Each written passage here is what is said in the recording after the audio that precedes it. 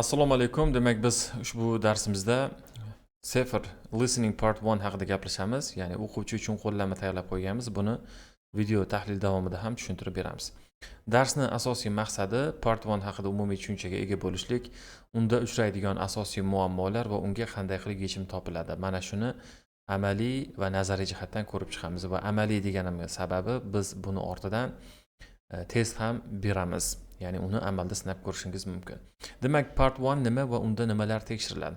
Bu topshiriqda siz o'zingiz, ya'ni dialogni emas, o'sha bir qismini eshitasiz, ya'ni bir tomonlama eshitiladi. Ana o'sha qismga javobni topiladi. Javob mantiqiy bo'ladi ko'pincha. Eshitayotgan savol, ya'ni birinchi dialog, misol uchun gap bo'lishi mumkin, savol bo'lishi mumkin, bitta gap bo'ladi o'zi. Savol, taklif yoki so'rash, kechirim so'rash yoki oddiy bir fikr bo'lishligi mumkin. Dialog B ni esa variantlarda topasiz. Ya'ni uni davomini siz variantda topasiz. Bu yerdagi eng muhim narsalardan biri tushunib olishlik. Ya'ni biz qanday yo'l tutishimiz kerak? Bu yerda birinchi eshitishimiz kerak. Eshitish deganda biz buni 2 marta eshitamiz. Xabaringiz bor, Sefer imtihonida 2 marta qo'yib beriladi. Siz endi bu yerda ko'proq kalit so'zlarni emas, ko'proq ma'noni ko'proq tushunib olishingiz kerak. Ma'no topish ya'ni ma'no topishdan oldin berilayotgan gap nimaligini bilib olishingiz kerak. U so'roqmi, taklifmi yoki bo'lmasam salomlashuvmi? Buni javobini topish uchun o'sha birinchi dialog A dan nima aytilayotganligini bilib olishimiz kerak. Eng munosib javob. Variantlar orasida ko'pincha grammatik va mazmunan bir-biriga tushadiganlarni qidirish kerak. Endi ko'pincha grammatika ham doim ham to'g'ri kelavermaydi, chunki ikkita grammatik to'g'ri keladigan variant bo'lib qolishi mumkin. Shunda ma'no va mazmun birinchi planga chiqib ketadi. Bu bo'lim odatda quyidagi ko'nikmalaringizni sinaydi. Masalan, kontekstdan kelib chiqib ma'noni topish, ya'ni ma'noni tushunishingiz kerak. Siz o'sha ma'noni tushunyapsizmi yoki yo'qmi, shuni sinab beradi. Savol turi, ya'ni so'rayaptimi, kechirim so'rayaptimi, taklif kirityaptimi? Ya'ni mana shu jihatni ham bilib olishligimizni tekshirib berar ekan.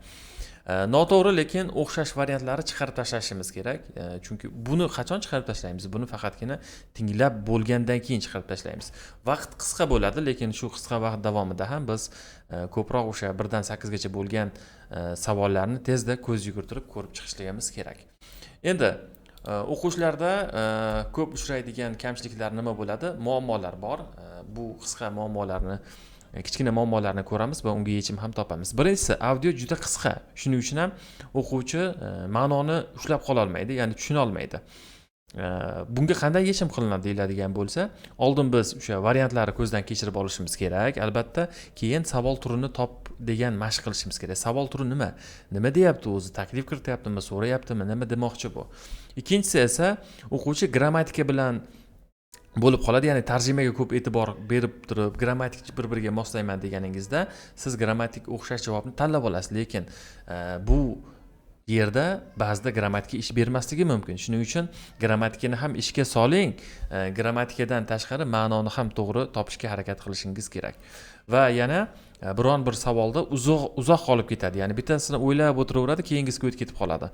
Siz bunaqa holatlarda iloji bo'lsa o'shani eslab qolishga harakat qiling. Bitta-ikkita kalit so'zlarini.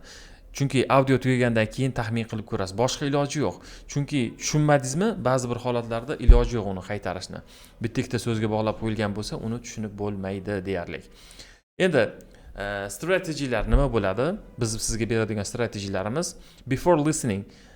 Demak, tinglashdan oldin siz variantlarni albatta ko'rib oling. Nimani so'rayapti, kechirim so'rayaptimi, joymi, qayerda, qanaqadir kalit joylari bo'ladi. O'shani dumaloq qilib qo'yasiz. Ikkinchisi esa eshitishlik. Birinchisi, demak, gaplarni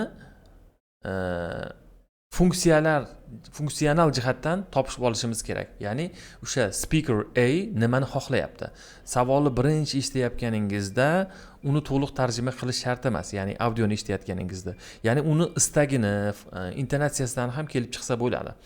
Va ikkinchi marta eshitayotganimizda, birinchi marta eshitayotganimizda o'zi tushunib oling nimani xohlayotganini. Ikkinchi marta eshitayotganimizda, chunki 2 marta audio qo'yadi deyapman-ku, unda o'sha noto'g'ri variantni chiqarib tashlashimiz kerak. Chunki birinchisida umumiy bo'lib qoladi-da. Birinchisida o'zi ko'pchilik hayajonga tushib, ikkinchisini eshitgani vaqti qolmaydi yoki bo'lmasam sarosimaga tushib qolishligi mumkin. Bunda biz ikkinchi marta o'sha haqiqatdan ham shu to'g'rimi yoki noto'g'rimi buni tasdiqlab olishimiz kerak.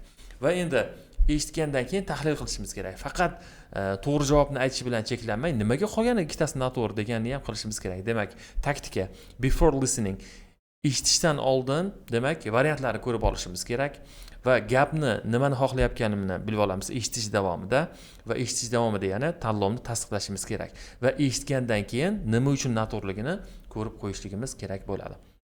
Qo'shimcha tiplar berilgan bu yerda. Har bitta aytim, ya'ni alohida grammatik topshiriq emas, mini dialog deb ko'rishimiz kerak. Ya'ni sizdan grammatikani tekshirish uchun so'ramayapti, u dialogni davomini top deyapti. Ya'ni bu yerda o'sha siz savolda aynan o'sha varianti yo'q ekan deb turib, uni darhol rad etib qo'ymang. Ya'ni ma'no muhimroq. Grammatik jihatdan tushib qolsa tanlab olavermang. Ma'noga ko'proq qaraydi. Yes, no javobli variantlar doim ham to'g'ri bo'lavermaydi. Ya'ni maqsadga qarashimiz kerak. Lekin do you deydigan bo'lsa, lekin bu yerda grammatik ham ishga keladi, to'g'ri. Lekin ma'no baribir boya aytganimdek birinchi o'ringa chiqib ketadi. Keyingisi esa, agar savol taklif bo'ladigan bo'lsa, odatda qabul qilish yoki bo'lmasa rad etish bo'ladi. Ana o'shalarni ham bir e'tiborga olib qo'yishimiz kerak. Va kechirim so'rash yoki bo'lmasam uzr berish ohangi bo'ladigan bo'lsa, bu yerda o'sha tinglash orqali chiqadi buni javoblari faqatgina, chunki ma'no mazmunga qarab ketadi. Endi qilishimiz kerak va qilishimiz kerak bo'lmagan ishlar ham bor, ya'ni do and don't degan narsalarga o'tamiz. Variantlarni audio boshlanishdan avval ko'rib olishimiz kerak ekan va qilmasligimiz kerak. Faqat bitta so'zni eshitib darhol belgilab olmasligimiz kerak. Qilishimiz kerak bo'lgan narsalar, gapning maqsadini aniqlashga urinishimiz kerak. Qilmasligimiz kerak, grammatik jihatdan mumkin bo'lgan, to'g'ri kelgan hammasini to'g'ri deb belgilab vermasligimiz kerak. Qilishimiz kerak bo'lgan narsa, ikkita noto'g'ri variantni chiqarib tashlashimiz kerak va bunda o'sha qolgan behuda variantlardan qutulamiz shu orqali. Ya'ni bitta aytim ustida ortiqcha turib qolmaymiz shunda. Ikkinchi marta eshitayotganimizda biz o'sha javoblarimizni tasdiqlashimiz kerak va qilmasligimiz kerak. Nima? Matnni so'zma-so'z tarjima qilishga ortiqcha yopishib olmasligimiz kerak. Matnni tarjima qilayotganda quloqqa chunki gap kirmaydi. Va yana agar javob topa olmasangiz, savoldagi kerakli mazmunni eslab qolishga urining audio tugagach, undan keyin siz buni yana eshitib eslashga harakat qilasiz. Boshqa ilojingiz yo'q-da o'zi. Chunki olasiz bu yerda xatolik ketgan ekan.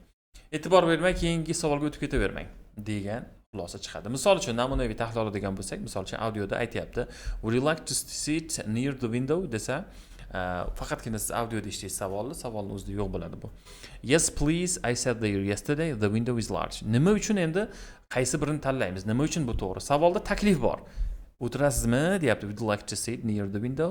Savolda taklif bo'lganligi uchun kimdandir ma'lum joy o'tirishni xohlashlik yoki xohlamasligini so'rayapti. A variantda taklifga, demak, javob berish to'g'ri keladi, to'g'ri. B variant grammatik jihatdan to'g'ri bo'lsa ham, lekin savolga mos reply emas. Ya'ni sen kecha o'tirdingmi demayapti u. Sababi mazmun noto'g'ri. Va C varianti esa ikkalasi ham noto'g'ri. Mazmun ham noto'g'ri, mantiq ham noto'g'ri bu yerda. Va grammatik jihatdan ham o'zi bu gap to'g'ri, lekin undan oldingisiga bog'lanmaydi. Demak, biz mana shu o'tilgan strategiyalarga amal qiladigan bo'lsak, ushbu part 1 bo'yicha ishimiz oz bo'lsa-da yengillashadi. Bu bo'yicha test va topshiriqlarni biz Telegram kanalimizda berib joylab boramiz.